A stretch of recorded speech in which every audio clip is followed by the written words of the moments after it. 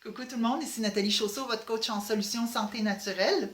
Dans la vidéo d'aujourd'hui, je vais répondre à la question d'Isabelle. Isabelle qui m'a posé sa question suite à l'article Détox d'un jour, pourquoi pas dimanche? Hein?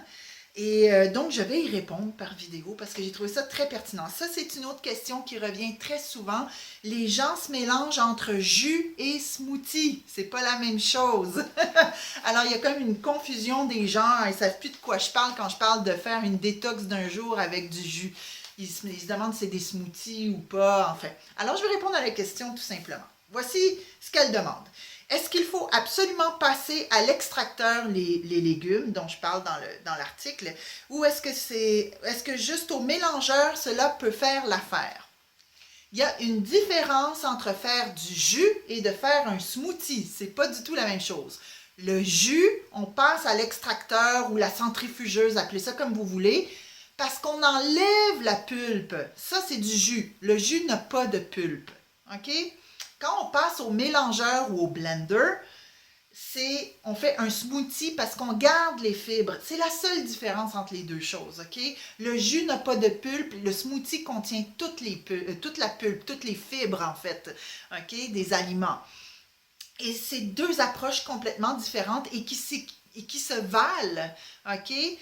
Souvent, les gens qui ne sont pas capables de faire une détox au jus parce qu'ils ne supportent pas d'avoir l'estomac vide, OK? Il y en a des gens comme ça, puis c'est correct, OK? C'est pas un mal.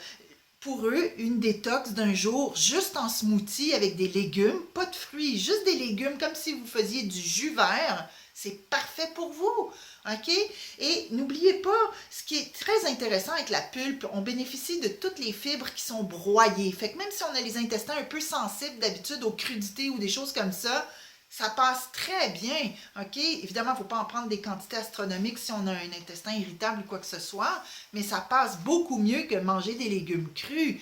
Et ceci dit, n'oubliez jamais que les fibres, par exemple, juste la fibre d'un céleri branche, OK? Le fameux céleri qui reste pris dans les dents, là, dans les intestins, cette fibre-là, elle a la capacité de gonfler, de prendre 40 fois son volume en déchets qu'il y a dans les intestins.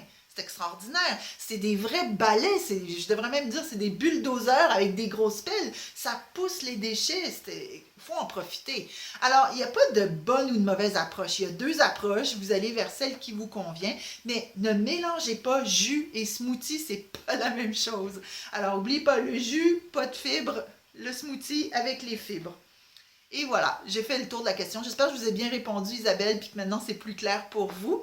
Et puis, je vous invite tous à venir poser vos questions sur mon mur Facebook ou en dessous des articles de blog dans la boîte de commentaires prévue à cet effet-là ou sur YouTube, tout simplement. Allez, ciao tout le monde. Bonne journée.